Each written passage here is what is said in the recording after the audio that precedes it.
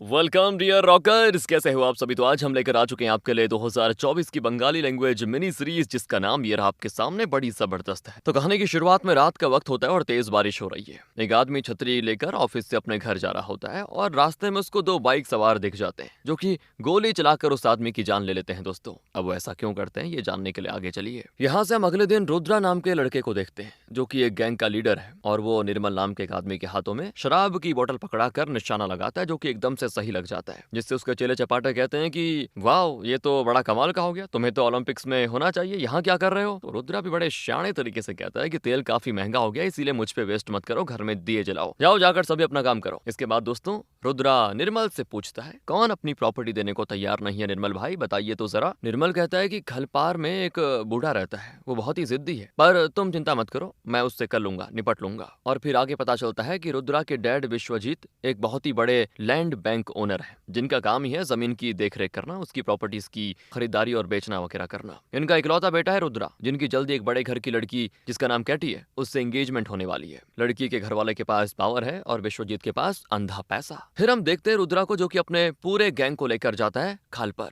रुद्रा का खास आदमी पप्पू तो जोर जोर से दरवाजा पीटने लग जाता है, जिस पे रुद्रा उससे कहता है कि तुम कब सीखोगे यार, हमें पोलाइटली काम करना है, क्या पोलाइटली, बेकार की हीरोगिरी मत दिखाओ। और तब वो आराम से डोरबेल बजाता है और एक मिडिल एज लेडी दरवाजा खोलती है। रुद्रा पूछता है, संदीप अंकल घर पे ही है ना। और ये पूछने के साथ ही पूरे गैंग के साथ अंदर घुस जाता है, जिससे वो लेडी परेशान और कहने लग जाती कि अरे आप लोग कौन है और इस तरह से अंदर कैसे घुसे जा रहे हो। जिस पे रुद्रा आराम से बैठने के बाद जवाब देता है कि सर मैडम, आपके पास जो जमीन है उसकी कीमत 35 लाख रुपए है, पर जब हम उसमें फ्लैट्स बना लेंगे ना, तो एक फ्लैट की कीमत होगी 80 लाख रुपए। प्रॉफिट मार्जिन बहुत है इस काम में। मैं थोड़ा रहमदिल इंसान हूँ, इसीलिए आपको मैं 60 लाख रुपए कैश दूंगा और 2-3 BHK साउथ फेसिंग फ्लैट्स भी। इसके अलावा जब तक हमारा प्रोजेक्ट कंप्लीट नहीं हो जाता, तब तक आपके रहने का इंतजाम हम कहीं और कर देंगे बढ़िया तरीके से। निर्मल दा ने तो कई बार आपको समझाने की कोशिश की है, लेकिन अब बहुत हो गया, बिना कोई झमेला किए हुए साइन कर दीजिए आराम से, आपका भी बढ़िया मेरा भी बढ़िया। और तभी टेबल पर पप्पू थंब प्रिंट लगाने वाला सामान और लास्ट में बंदूक रख लेता है, जिससे ये ओल्ड कपल डर जाते हैं कि अब क्या करें। मगर डरते हुए घर का मुखिया गुस्सा करने की कोशिश करता है कि आप लोग हमारे घर से निकल जाइए चुपचाप। तो पप्पू बदतमीजी करने लगता है और कहता है कि यहाँ पे 18 घर थे, सबने अपनी अपनी प्रॉपर्टी हमें बेच दी, एक आप ही हैं जो इतना नाटक कर रहे हो, चुपचाप साइन करो। और तब रुद्रा पप्पू को डांटता है कि अबे क्या कर रहा है, बड़ों से ऐसे बात करते हैं क्या। सर आप ही बताइए ना, आराम से बात करते हैं हम। लेकिन दोस्तों वो कपल रुद्रा और उसकी टीम पे भड़क जाते हैं कि तुम ये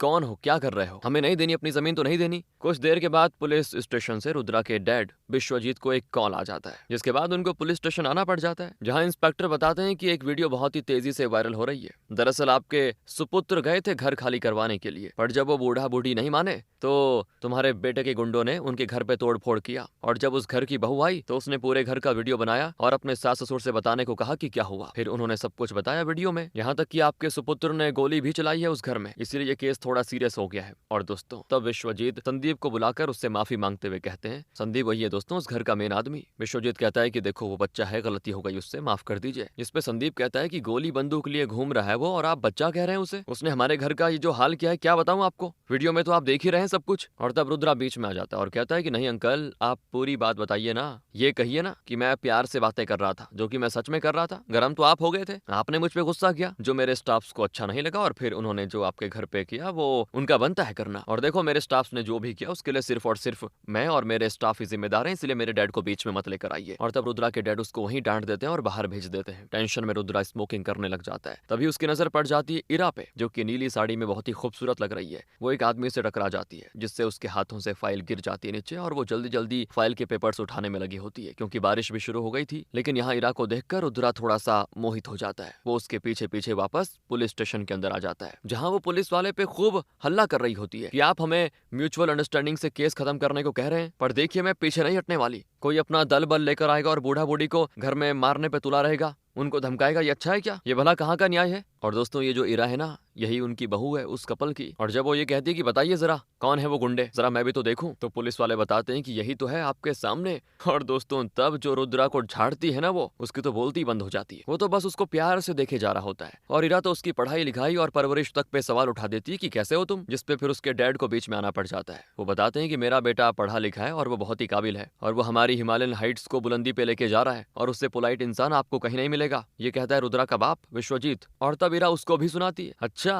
तो आप ही हो पप्पा, आपने ही अच्छी परवरिश नहीं दी होगी ना इनको, तभी तो ऐसी नालायक हरकतें करते हैं तुम्हारे बेटे। इतना भी नहीं पता कि एक बूढ़े कपल के साथ कैसे पेश आना है। देखिए अभी के लिए आप एक ड्राफ्ट जमा करवाइए जिसमें ये लिखिए कि आगे आप, आपका बेटा या उसके गुंडे कोई भी हमारे घर पे कभी तमाशा नहीं करेंगे। जिसके लिए विश्वजीत राजी हो जाता है दोस्तों, और तब जाकर कहीं इरा शांत होती है, वरना वो तो गुस्से में बिल्कुल आग बबूला होकर सभी को झाड़े जा रही थी। फिर हम विश्वजीत को देखते हैं जो कि निर्मल दास से पूछता है कि वो इरा बासु आखिर है कौन, क्या करती है वो जो इतने पावर से बात कर रही थी। जिस पे निर्मल उसे बताता है कि शादी के 1 साल बाद ही उसके पति की मौत हो गई थी। मॉडर्न एज की लड़की होने के बाद भी वो पुराने रीति रिवाजों में बंधी हुई है। वो दोबारा शादी नहीं करना चाहती। उसका पति एक इंश्योरेंस एजेंट हुआ करता था जिसकी मौत हार्ट अटैक से हो गई थी 1 साल पहले। तो अब इरा उसकी ही जॉब करती है और अपने सास ससुर का ख्याल रखती है। जिसपे विश्वजीत निर्मल पे गुस्सा करता है कि तुम लोग एक मिडिल क्लास फैमिली तक को हैंडल नहीं कर पा रहे हो, बताओ जल्दी से सब कुछ क्लियर करो फटाफट। फिर रात में दोस्तों हम देखते हैं कि रुद्रा और इरा दोनों एक ही रेडियो प्रोग्राम को सुन रहे हैं। रुद्रा उस रेडियो प्रोग्राम में कॉल करके कहता है कि मैं रुद्रा हूँ और इरा नाम की एक लड़की है जो कि मेरे दिलो दिमाग पे छाई हुई है,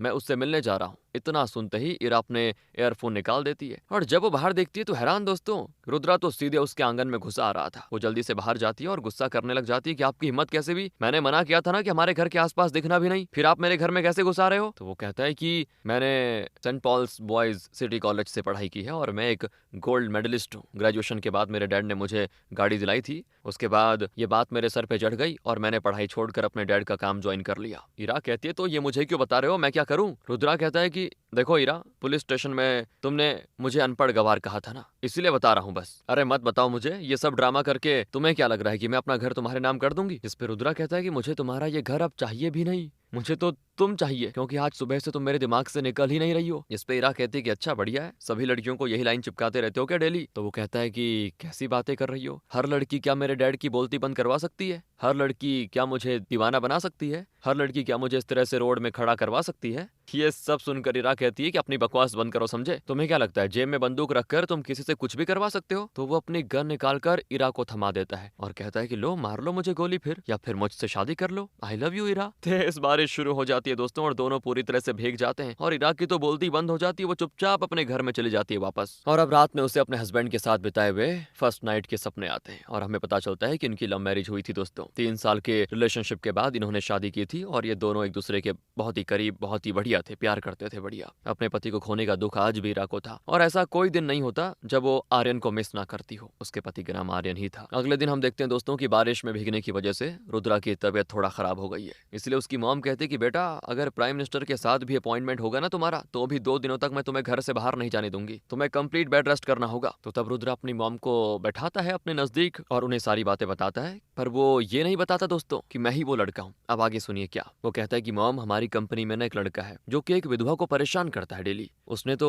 उससे अपना प्यार कन्फेस भी कर दिया, पर क्या ये सही है, लोग क्या कहेंगे इस पे। जिसपे उसकी मॉम कहती है कि अच्छा ही तो है, आजकल के जमाने में विधवा सिधवा कौन मानता है, अगर कोई किसी को पसंद करता है तो अपनी फीलिंग्स शेयर करनी ही चाहिए, ऊपर से अगर उस लड़की की रजामंदी हो तो और बढ़िया, और अगर उस लड़की का घर बस जाए तो इससे अच्छी बात और क्या ही होगी, और लोगों का क्या है, वो तो फालतू की बातें कहते ही रहेंगे। जिस पर रुद्रा अपनी मॉम को थैंक यू कहता है और फिर ये भी कहता है कि मुझे कुछ इंपॉर्टेंट काम है माँ, इसलिए मुझे प्लीज जाना ही होगा बाहर, मैं नाश्ता बाहर ही कर लूंगा। ये कहकर वो घर से भाग जाता है। कुछ दिन गुजरते हैं दोस्तों, रुद्रा बस दूर से ही इरा को डेली लाइफ में स्ट्रगल करते हुए देखता रहता है और फिर पप्पू से कहकर इरा का बायोडेटा निकलवाता है। अब एक दिन की बात है, रुद्रा ऐसे ही इरा को देख रहा होता है दूर से, तभी 2 बाइक सवार आ जाते हैं और इरा को धक्का देकर चले जाते हैं, जिससे रुद्रा को बड़ा गुस्सा आता है और वो उनका पीछा करता है पर पकड़ नहीं पाता। तब वो फिर इरा को देखता है जो कि सर पे चोट लगने से बेहोश हो रही थी। रुद्रा उसे अपने गोद में उठा लेता है और इरा को लगता है ये मेरा पति आर्यन है जैसे। वो कहती है कि आर्यन प्लीज मुझे बचा लो। इसके बाद दोस्तों हम एक फ्लैशबैक देखते हैं, जब आर्यन ने इरा को लेकर अपने घर पे बात की थी ना, मतलब अपने पेरेंट्स से, तो उसके पेरेंट्स तो राजी हो गए थे, मगर इरा के डैड नहीं मान रहे थे उस समय, क्योंकि आर्यन एक मामूली सा इंश्योरेंस एजेंट था, ना तो उसके बाप दादा की खानदानी संपत्ति थी और ना ही उसका कोई बिजनेस था। इसीलिए इरा उसे खुद को भूल जाने के लिए कह देती है, पर आर्यन तैयार नहीं था। वो कहता है कि अरे कैसी बातें कर रही हो, मैं तुमसे बहुत प्यार करता हूँ, मैंने अपने पेरेंट्स को भी राजी कर लिया है, अब अगर तुम पीछे हटोगी तो मैं क्या करूंगा बताओ। तो तब इरा उसको भागकर शादी करने को कहती है, जिसपे आर्यन राजी नहीं होता। वो कहता है कि हम अपने माँ बाप की इज्जत नहीं खराब कर सकते। जिसपे इरा कहती है मैं जानती थी तुम तुम हो एक नंबर के फट्टू इंसान। लोग प्यार में क्या क्या नहीं करते बताओ, और तुम्हें तो दुनिया समाज को सबको साथ लेकर चलना है। तो सुनो, थोड़ी हिम्मत दिखाओ, मैंने तुम्हारे बारे में अपने घर पे बता दिया है। अब तुम मेरे डैड से पर्सनली जाकर बात करो और उन्हें मनाओ। बस ये दोनों बातें करते करते जा ही रहे होते हैं कि इरा गिरने वाली होती है, और तभी उसको आर्यन थाम लेता है, जिसके बाद इरा होश में आ जाती है और वो खुद को रुद्रा की बाहों में पाती है। दोस्तों, वो कहती है हाँ मैं बिल्कुल ठीक हूँ, मैं पैदल चली जाऊंगी, कोई दिक्कत नहीं। इसके बाद तो रुद्रा का गुस्सा सातवें आसमान पे चढ़ जाता है। वो अपने बंदों को आकर पीटने लग जाता है और पूछता है कि बताओ अभी किसने और किसके कहने पे हमला किया था इरा पे, कौन था वो। जब वो लोग मार खाने के बाद भी मुंह नहीं खोलते तो रुद्रा उनपे गन पॉइंट कर देता है। तभी उसके डैड की उसे आवाज आती पीछे से,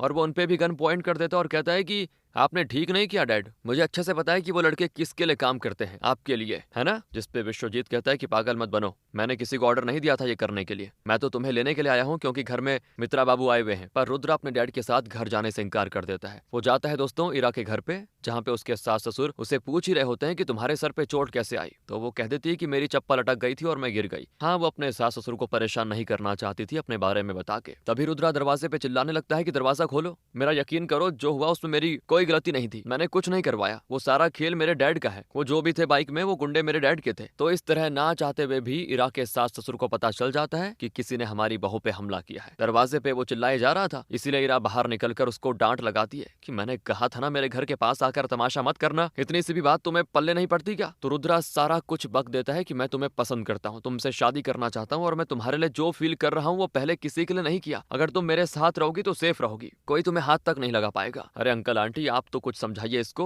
मैं सही कह रहा हूँ ना। जिससे इरा के सास ससुर तो हैरान हो जाते हैं कि ये क्या बके जा रहा है बातें, रुद्रा नॉन स्टॉप बोले जा रहा था। इसीलिए इरा उसको एक तमाचा लगाकर मुंह बंद करवा देती है और कहती है निकल जाओ यहाँ से प्लीज, और दोबारा अपनी शक्ल मत दिखाना। इसके बाद वो अपने घर के दरवाजा बंद कर लेती है और अपने रूम में चली जाती है। रुद्रा पागलों की तरह दरवाजा पीटते रह जाता है काफी देर तक, फिर थक हार कर वहां से चला जाता है। वहीं इरा के सास ससुर अपना मन बनाते हैं कि इस घर को बेच ही देते हैं, रोज रोज इस तमाशे से अच्छा है एक ही बार घर को बेच देंगे तो बढ़िया रहेगा। कल को कुछ ऊंच नीच हो गई बहू के साथ तो समाज में क्या मुंह दिखाएंगे बताओ। इस वक्त इरा को अपने पति की बहुत कमी महसूस होती है दोस्तों। उसे ऐसा लगता है जैसे उसका पति उसे हक करके हिम्मत दे रहा है कि तुम ये लड़ाई लड़ सकती हो। दूसरी ओर जब रुद्रा अपने घर जाता है तो देखता है कि कैटी जिसके साथ उसकी एंगेजमेंट होने वाली थी वो अपने पेरेंट्स के साथ आई हुई है, और वो लोग बड़े ही प्यार से रुद्रा से बातें करते हैं, मगर रुद्रा उनसे बात करने में बिल्कुल इंटरेस्टेड नहीं होता। वो कहता है कि डैड मुझे आपसे कुछ बात करनी है, कमरे में आइए आप। और ये देखकर और जिस तरह रुद्रा की टोन होती है वो सुनकर उसकी मॉम समझ जाती है कि जरूर कोई बड़ी बात हो गई है, और वो बीच में आकर कहती है कि बेटा तुम तो भीग चुके हो, चलो मैं तुम्हें कपड़े देती हूँ बदलने के लिए। वो रुद्रा को अपने साथ कमरे में लेके जाती है, जहाँ रुद्रा उन्हें बताने लग जाता है कि आपको पता है डैड ने आज क्या किया। रुद्रा की आवाज हल्की हल्की बाहर तक जा रही थी दोस्तों, और केटी ये सब नोटिस करती है। हालांकि उसके पेरेंट्स तो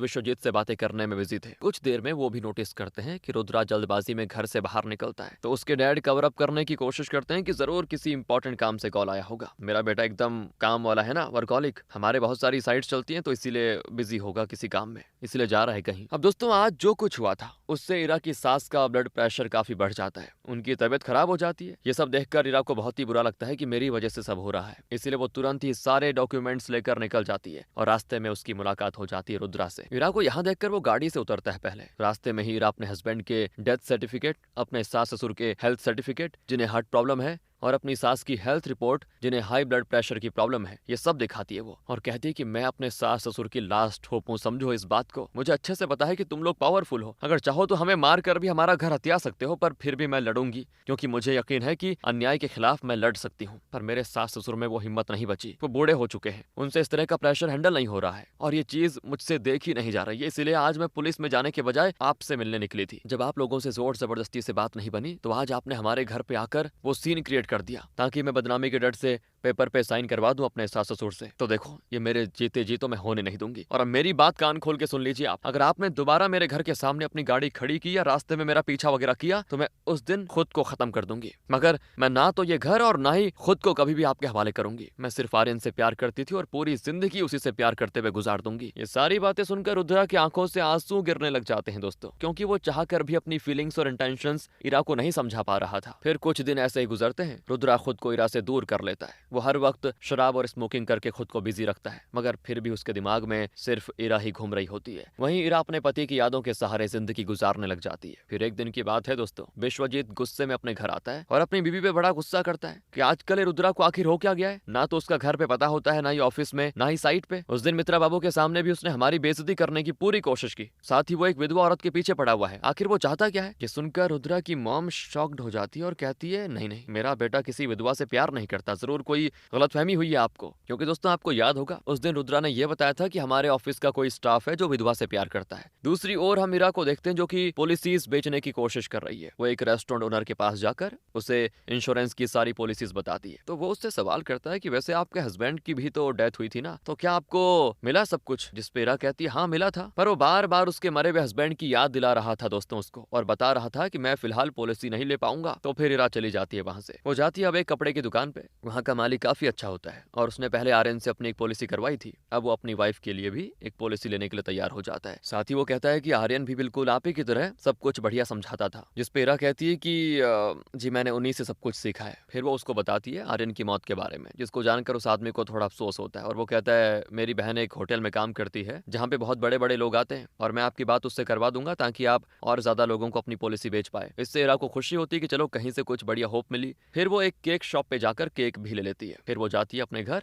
जहाँ अपनी सासू माँ को पहले तो उस आदमी के बारे में बताती है कि उस कपड़े की दुकान वाले ने मेरी हेल्प करने की बात की है। तो उसकी सास इमोशनल हो जाती है दोस्तों और कहती है आर्यन भी ऐसा ही था, जब वो काम से वापस आता था तो ऐसे मुझे सारी बातें बताता था कि आज क्या क्या हुआ। कभी कभी तो मुझे लगता था कि अगर तुम नहीं होती ना तो आर्यन के बाद पता नहीं हमारा क्या होता बेटा। जिस पे इरा कहती है आर्यन मेरे साथ ही है माँ हर वक्त, तभी तो मैं इतनी मजबूत हूँ। आज आर्यन का बर्थडे भी तो है, देखिए मैं उसके लिए केक लेकर आई हूँ, लेकिन पापा दिखाई नहीं दे रहे, कहाँ गए? वो एक बार आ जाएं तो केक कट कर सकते हैं। इससे सासू माँ और भी ज्यादा इमोशनल हो जाती है कि तुम्हें याद था कि आज आर्यन का बर्थडे है। इसके बाद वो कहती है कि तुम्हारे पापा तो बाहर गए हुए हैं, मतलब ससुर, काफी देर भी हो गई है, अभी तक तो आ जाना चाहिए था उनको। तभी हम मिस्टर संदीप को देखते हैं दोस्तों, यानी कि इरा के ससुर को, जो कि गए हुए होते हैं विश्वजीत के ऑफिस, जहाँ वो पेपर्स पर साइन कर देते हैं और फिर कहते हैं कि हाथ जोड़ रहे हैं, प्लीज हमारा पीछा छोड़ दीजिए और हाँ एक रिक्वेस्ट है, आप जरा अपने बेटे को समझाइएगा कि वो हमारी बहू को परेशान ना करे। ये सुनकर विश्वजीत को बड़ी शर्मिंदगी महसूस होती है। इसके बाद संदीप अपने घर आ जाते हैं और इरा से कहते हैं कि भले ही आज मेरा बेटा जिंदा नहीं है तुम्हारी हिफाजत करने के लिए बेटा, पर तुम्हारा ससुर अभी भी जिंदा है। अब वो आवारा लड़का कभी तुम्हें परेशान नहीं करेगा, मैंने मामला सॉल्व कर दिया है। जिस पे इरा को शक होता है कि जरूर ससुर जी ने पेपर्स साइन कर दिए हैं और वो तुरंत ही अलमारी जाकर चेक करती है पर पेपर्स नहीं मिलते, जिससे वो काफी निराश हो जाती है। दूसरी ओर रुद्रा की मॉम से कन्फर्म करती है कि क्या तुम उस विधवा लड़की से प्यार करते हो? तुमने उस दिन मुझे आधी अधूरी बात बताई थी। तो तब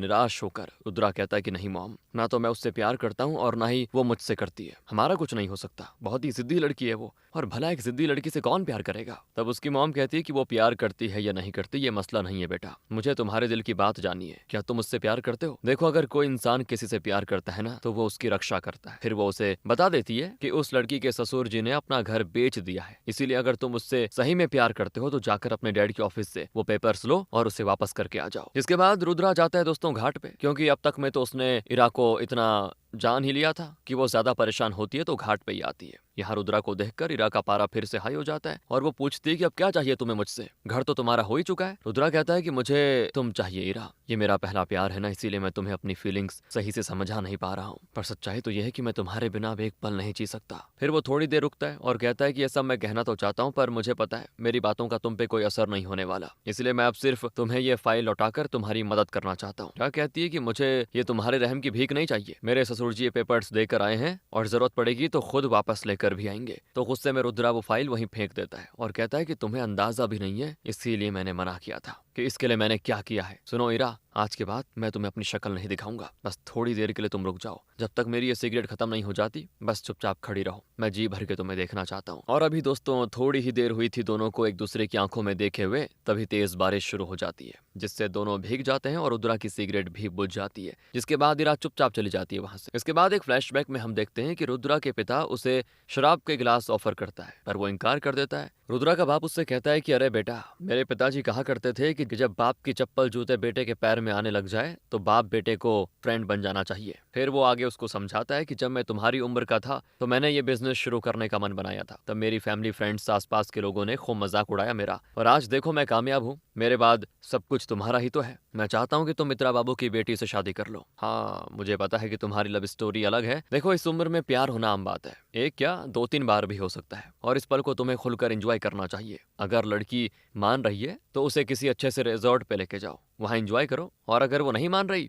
तो पप्पू से कहो, वो उठा कर ले जाएगा लड़की को और तुम्हारे बिस्तर पे डाल देगा। पर देखो बेटा, ये सब एक उम्र तक ही सही लगता है, फिर तुम्हें अपना नाम बनाने के बारे में सोचना होगा, अपनी दौलत शोहरत को बढ़ाने के बारे में सोचना होगा। मित्रा बाबू के साले साहब मिनिस्टर हैं, अगर कैटी से शादी करके तुम उनके रिश्तेदार बन जाओगे ना तो दिन दोगुने रात चौगुनी हो जाएगी। कैटी भी विदेश से आर्किटेक्ट की पढ़ाई करके लौटी है, इंटीरियर डिजाइनिंग का काम वही संभाल लेगी, फिर तुम दोनों मिलकर खूब पैसे छापना। तो तब रुद्रा कहता है कि डैड, मैं आपकी सारी बातें मानने को तैयार हूँ, मैं कैटी से शादी कर लूंगा आपके कहने पे, पर आपको भी मेरी एक शर्त माननी होगी। तो उसके पिता जानना चाहते हैं कि भाई क्या शर्त है। वो कहता है कि आपको संदीप अंकल का घर का जो भी मैटर है वो वापस उनको देना होगा, और उनकी फैमिली को कभी भी किसी तरह की परेशानी नहीं होनी चाहिए। ये बातें सुनकर उसके डैड खुशी खुशी उसकी बात मान जाते हैं, क्योंकि उनके लिए सबसे जरूरी अभी रुद्रा और कैटी की शादी है दोस्तों। तो यही रीजन था जो रुद्रा ने इरा से कहा था कि तुम्हें पता भी नहीं है मैंने ये फाइल तुम्हें किस कीमत पे दी है, और मैं दोबारा तुम्हें अपनी शक्ल नहीं दिखाऊंगा, इसलिए कहा उसने, क्योंकि उसकी शादी कैटी से होने वाली है। फिर हम इरा के सास ससुर को देखते हैं दोस्तों, जो कि इस घर से जुड़ी यादों को सहेज रहे होते हैं। तभी वहां पे इरा जाती है और उन्हें बताती है कि अब चिंता की कोई बात नहीं है, मैंने कुछ अरेंजमेंट्स करके पेपर हासिल कर लिए हैं, और अब हमें ये घर बेचने की कोई जरूरत नहीं होगी, न ही अब कोई हमें परेशान करेगा। दूसरी ओर हम रुद्रा को देखते हैं दोस्तों, जो कि पूरी तरह से खुद को काम में झोंक देता है, जिससे उसके पिता खुश तो बहुत होते हैं, मगर साथ ही वो ये भी नोटिस करते हैं कि काम करते करते अचानक से रुद्रा जोन आउट हो जाता है। यानी वो है तो यहीं पर उसका दिमाग कहीं और चला जाता है। अपने बेटे को इस हाल में देखकर उसकी मॉम से रहा नहीं जाता, और वो एक दिन जाती है इरा के घर पे। उस वक्त उसके सास ससुर कहीं बाहर गए होते हैं। रुद्रा की मॉम उसे बताती है, बेटा ये मत सोचना कि मुझे यहाँ रुद्रा ने भेजा है, पर एक औरत होने के नाते तुमसे कुछ बात करना चाहती हूँ। मैं जानती हूँ तुम अपने पति से बहुत प्यार करती होंगी, तभी तुम मूव ऑन नहीं कर पा रही हो, पर मेरा बेटा भी तुम्हें कम नहीं चाहता। किसी वजह से उसने खुद को रोक लिया है तुम्हारे सामने आने से, पर अब वो घुट घुट कर जी रहा है, जो मुझसे देखा नहीं जा रहा। बेटा तुम्हारे सामने अभी तो पूरी जिंदगी पड़ी हुई है, अगर तुम दोनों एक साथ हो जाते तो बड़ा अच्छा होता। तो इरा साफ साफ कह देती है, देखिए आंटी, ऐसा कभी नहीं होने वाला। जो बात आपने अभी कही ना, वो बात मुझे बहुत से लोगों ने कही है कि बेटा तुम्हारी शादी को तो 1 ही साल हुआ था और आर्यन की मौत हो गई, तुम्हें नई जिंदगी की शुरुआत करनी चाहिए अपनी। मेरे सास ससुर भी चाहते हैं कि मैं किसी और से शादी करके आगे बढ़ जाऊं, पर मैं उन्हें अकेला नहीं छोड़ना चाहती। उन्होंने मुझे अपनी बेटी की तरह प्यार किया है, वो मुझ में ही अपने बेटे को देखते हैं, इसीलिए किसी के लाख कहने पर भी मैं अपना फैसला नहीं बदलने वाली। जिसपे फिर रुद्रा की मॉम मुझसे कहती, बेटा हम तो तुम्हें समझाने तक ही समझा सकते हैं ना, अब आगे तुम्हारी मर्जी। अगर तुम्हें ऐसे ही जीकर खुश हो तो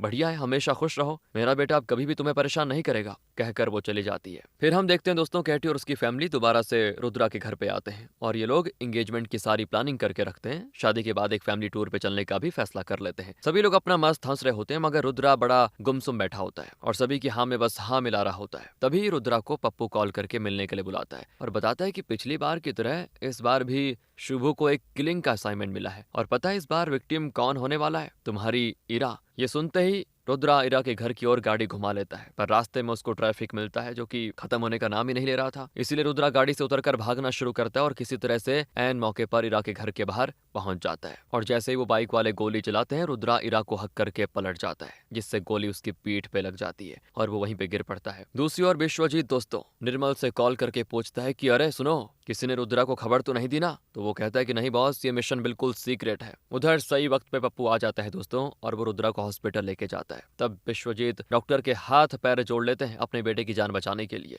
वहीं इरा अंदर जाती है और शावर लेती है, क्योंकि उसके हाथों पे भी रुद्रा का खून लग चुका था। अपने सामने रुद्रा को मौत के कगार पर देखकर उसे उसके पति की मौत की यादें ताजा हो जाती हैं, कि कैसे आर्यन के मरने के बाद उसे गंगा घाट के पास जलाया गया था और मैं विधवा हो गई थी। फिर उसके दिमाग में ये घूमने लग जाता है कि कैसे आज मेरी जान बचाने के लिए रुद्रा ने गोली खुद पे खा ली। 2 दिन गुजर जाते हैं, मगर रुद्रा को होश नहीं आता, जिससे उसके पेरेंट्स काफी परेशान होते हैं। विश्वजीत तो अपने ही लोगों को पीटता है जिन्होंने गोली चलाई थी, और तब वो बताते हैं कि हमने गोली तो मारी थी इरा को, पर पता नहीं अचानक से रुद्रा कहाँ आ गया। वहीं पप्पू जाता है इरा के घर, उसके सास ससुर को वो सारी बातें बताता है। पहले तो वो अपनी लास्ट टाइम की गलती के लिए माफी मांगता है, जो कि उसने पहली बार घर पे तोड़फोड़ की थी उसके लिए। फिर वो बताता है कि सच में रुद्रा इरा से बहुत ही प्यार करता है, उसकी जान बचाने के लिए रुद्रा ने अपनी जान दांव पे लगा दी, रुद्रा ने अपनी जान की बलि दे दी। 2 दिनों से उसे होश नहीं आया, और होश आने की कोई चांसेस भी नहीं है। अगर आप इरा को बस एक बार हॉस्पिटल भेज देते हैं उसे देखने के लिए तो अच्छा होता। वहीं इरा नोटिस करती है कि कुछ देर के बाद उसकी सासू माँ ने घर से आर्यन के सारे फोटोज हटा दिए हैं। पूछने पे वो कहती है कि जो चला गया बेटा वो लौट कर कभी नहीं आ सकता। उनकी चीजें घर पे रखने से हमें तकलीफ के सिवा कुछ नहीं मिलेगा, इसीलिए बेहतर यही होगा कि आगे बढ़ जाएं। हम जानते हैं कि तुम भी उस लड़के को पसंद करती हो, पर जिद पे अड़ी हो कि मूव ऑन नहीं करूंगी। पर बेटा यही सही वक्त है मूव ऑन करने का।